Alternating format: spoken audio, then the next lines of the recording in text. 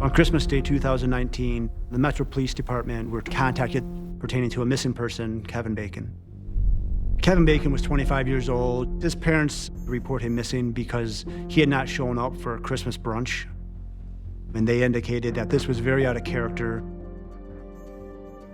Something I always admired about Kevin is he was never afraid to express himself. He was not afraid to be this big, bald man with a pink polo and a purse and his nails done. Kevin was just one of my truest, closest friends that I ever had. He was just very vibrant, and he always had an opinion about everything. When I first met Kevin, his major was psychology. He would spread awareness about important topics like the LGBTQ community and sexual violence prevention. His passion was helping people.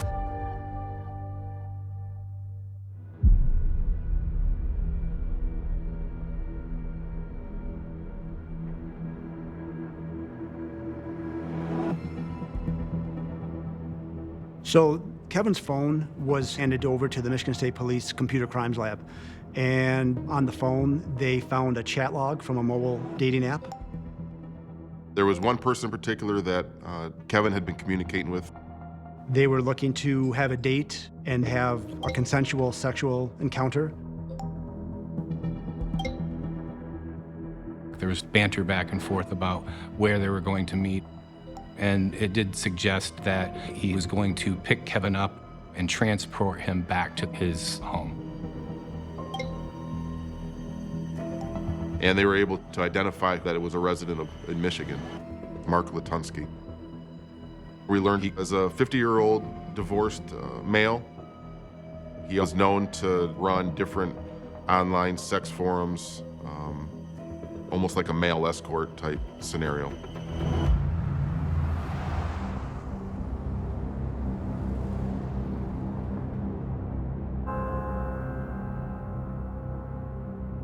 I remember there being some lights on. We just made a silent approach. We knocked.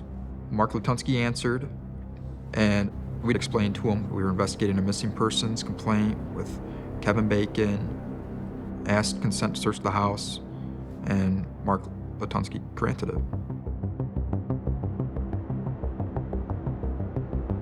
Me and one of the other officers remained with Mr. Latunsky, just conversating with him. While they were searching the home, Mark appeared very calm and collected, not nervous whatsoever. His Christmas tree was still up. We were talking about that. 28. Can we get some sort of update for EMS? Central, this is most likely a K. We're going to treat this as a homicide. When I arrived on scene, we were taken to a secluded room on the north side of the house. The room had a sliding barn door that only locked from the outside. So if the searching officers were not really thorough, it very easily could have been missed. I remember thinking to myself, what in the world are we looking at? The body was found at the far end of that room.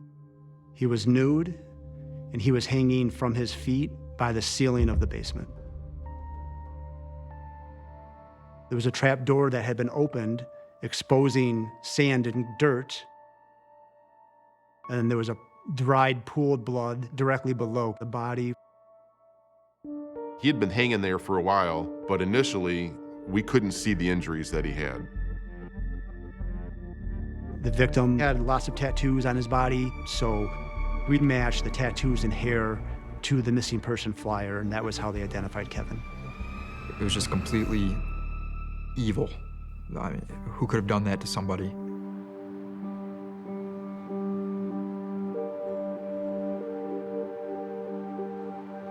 I felt a lot of pressure. Kevin's dead. He's got a family. They're going to want answers. I don't have them at all. I just broadly asked him who was the man in the basement and left it open-ended and let him kind of direct his thought process. You don't know how many times I have, and it brings me to tears a little bit because, you know, you talk to them and you realize how a person's life goes. You know what? In talking to it, because I've never done this before. I still have never done this before. Okay, so what did you And we chatted for a while. He described the things that he wanted, and we made the agreement. And he was supposed to disappear, be gone. So what was the agreement? I would make his body disappear. And we talked about, several things. What was I going to do? And part of it was the process of turning, that what portions of his body couldn't be used or gotten. That there were certain things as far as turning his bones into bone meal and turning them into something that would grow tulips for his family. He says, my family will never know that it's me. He was framing the agreement as Kevin wanted to die, that it was an assisted suicide. They had conversations about how he could die and what would happen after he died. I felt, he's murdered this person, and now he's certainly distancing himself.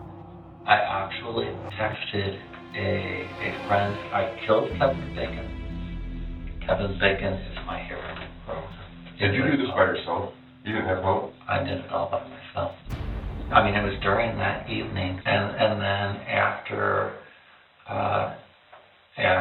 he was, and I don't know, it's just flat out fact, is that after he was dead, he was hanging, I was done for the night, and it was then that I started to do what I told him I was going to do.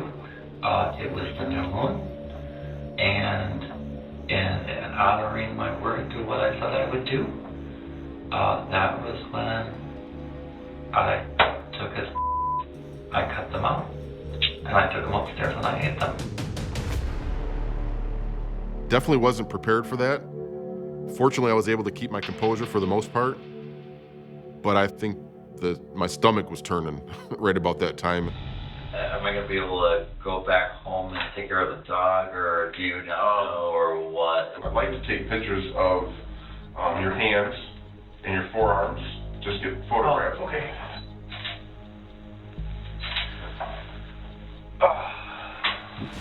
Well, at this point, we are going to put you back in that cell there. And under the circumstances, you're going to be going to jail tonight until so we can figure out exactly what the prosecutor wants to do. All right? At that point, I have nothing left to speak about with Mark. I felt that I had everything that I could give to the prosecutor pertaining to his interview or interrogation. So I ended the interview.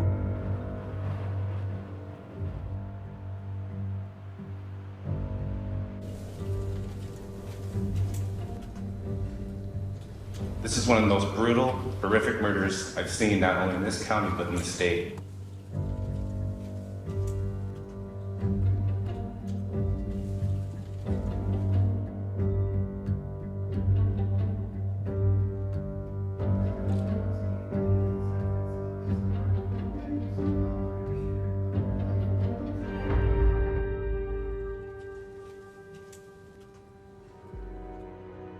As someone who works with survivors of sexual violence, I think it's really important that we never victim blame.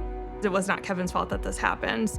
We can do everything right and protect ourselves in the best ways possible, but at the end of the day, it is the perpetrator who caused that to happen. Still to this day, it's hard. Sometimes I feel like it's not real, and I just want everyone to think of rainbows when they think about Kevin, because that's what he was.